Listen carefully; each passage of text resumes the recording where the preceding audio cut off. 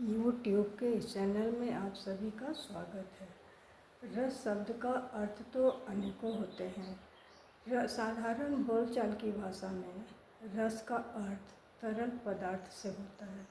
वैदिक काल में रस का अर्थ जल, दूध से लिया जाता था।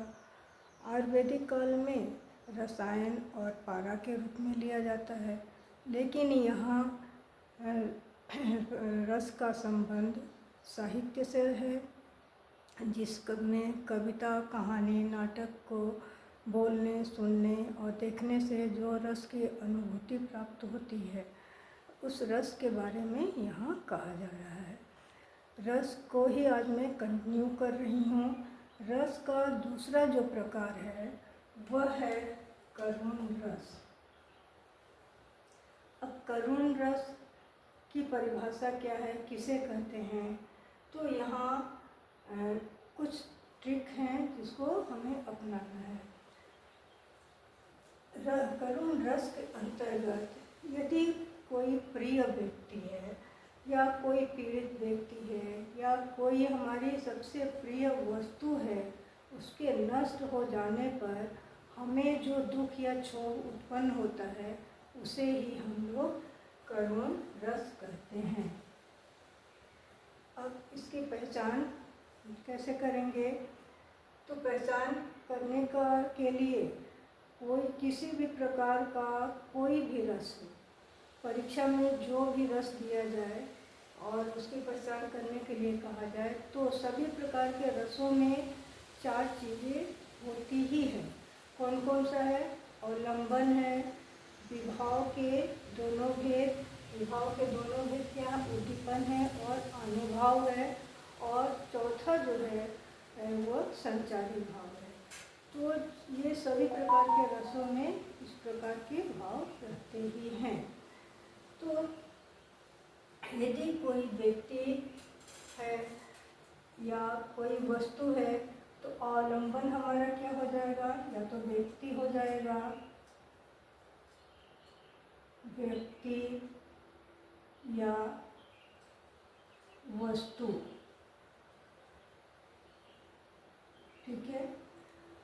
अब उद्दीपन में क्या होगा कि संबंधित वस्तु होगा,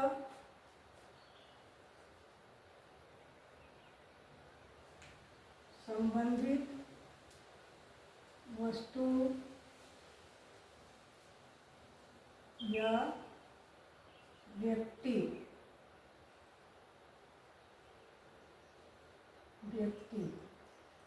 अब उसके बाद क्या होता है कि उद्दीपन के बाद जब हम अनुभव करते हैं, तो बाहरी प्रक्रिया जो होती है वो हमारे अंदर उसका भाव जागृत होता है।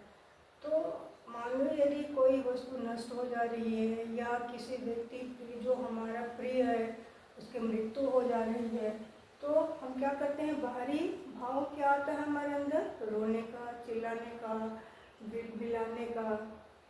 तो अनुभव क्या हो जाएगा? रोना। अब संचारी भाव क्या है कि संचारी भाव में आश्रय के मन में जो भी अस्थायी भाव रहता है, उसके साथ ही साथ संचारी भाव भी उत्पन्न होता है। संचारी भाव की संख्या मैं पिछले वीडियो में बताई हूँ कि 33 है। उन सब में से वे भाव उत्पन्न होते रहते हैं, लेकिन वे भाव अस्थायी नहीं होते हैं।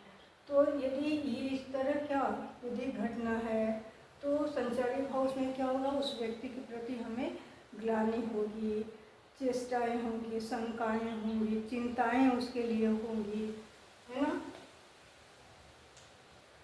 चिंता, तो ये हमारी क्या हो जाएगी? संचारी भाव। और इन सबसे परिपुष्ट हो करके जो भाव उत्पन्न होता है, वही भाव क्या होता है? अस्थायी भाव होता है। तो वो अस्थायी भाव ही क्या होगा? करुण रस होगा। क्लियर? नेक्स्ट है शांत रस। तो शांत रस से क्या कहा, परिभाषा क्या होती है, या हम इसकी पहचान कैसे करेंगे?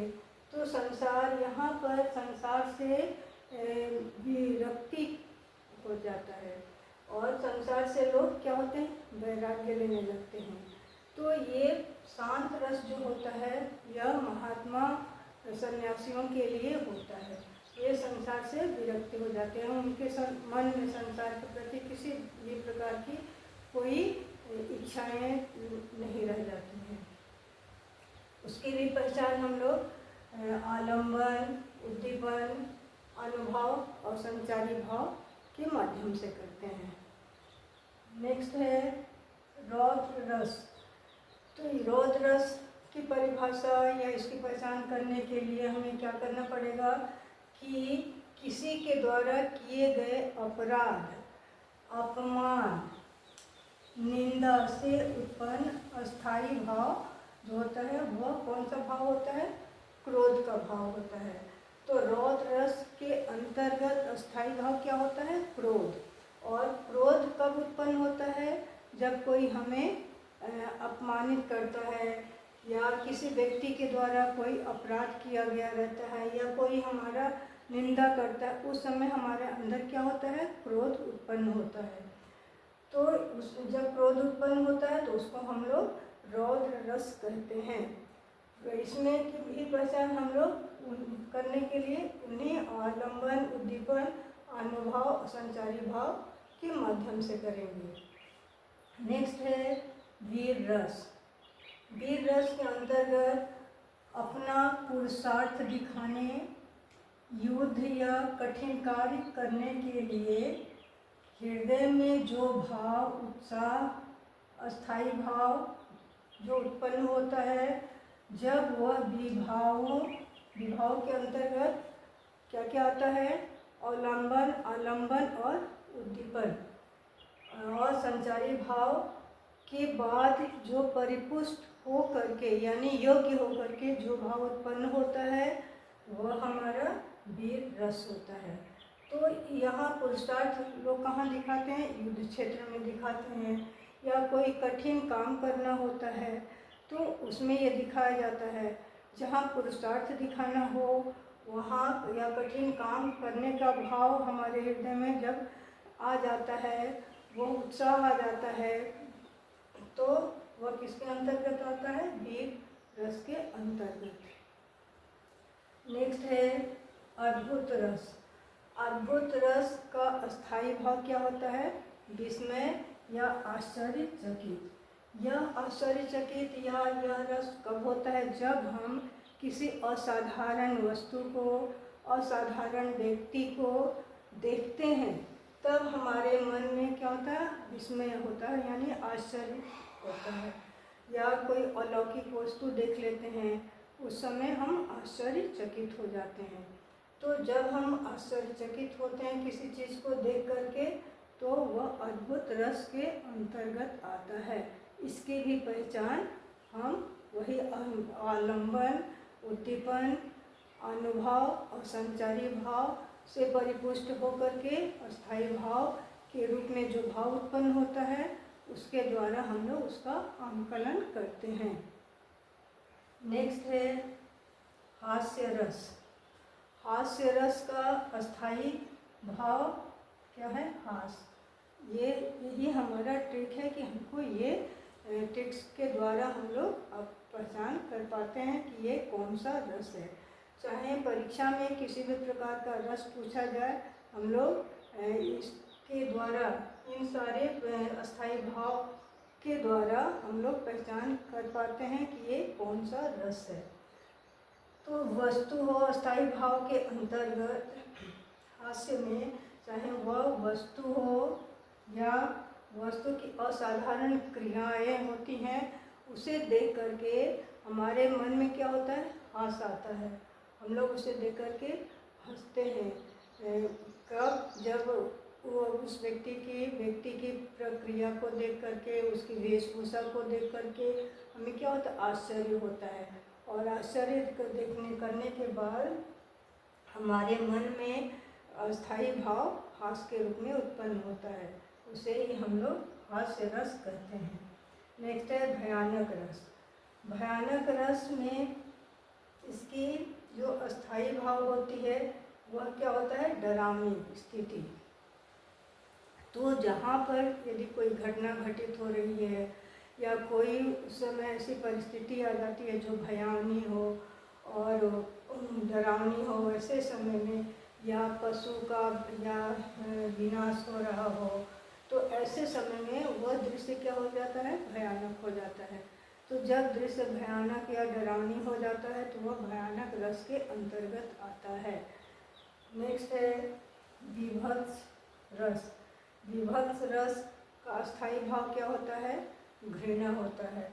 तो जहाँ पर विभत्स रस होते यानी लोग एक दूसरे का अपमान करते हैं, तो वहाँ पर हमारे मन में क्या होती है, घृणा उत्पन्न हो जाती है। और जब घृणा उत्पन्न हो जाती है तो उसकी पहचान हम लोग यही कर पाते हैं कि वह विभत्स रस है। इसका भी हम लोग पहचान उसी आलंबन, उद्दीपन, अनुभव और संचारी भाव के द्वारा करते हैं।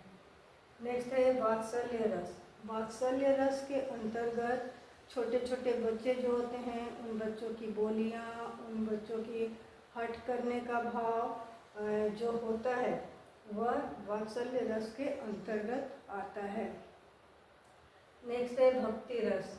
भक्ति रस का अस्थाई भाव क्या है, देव विषयक, यानी भक्ति रस के अंतर्गत लोग क्या करते हैं, भगवान के प्रति अपना प्रेम दर्शाते हैं, उसे भक्ति रस करते हैं। जैसे मीरा को भी, मीरा का उदाहरण हम लोग ले सकते हैं। मीरा का जो पद है उस पद को हम लोग अस्थाई भाव में देव विषय के रूप में रख सकते हैं, और उनके मीरा के जो भी पद हैं वह भक्ति रस के अंतर्गत ही आता है। वीडियो यदि पसंद आए तो वीडियो को लाइक, शेयर और सब्सक्राइब करें।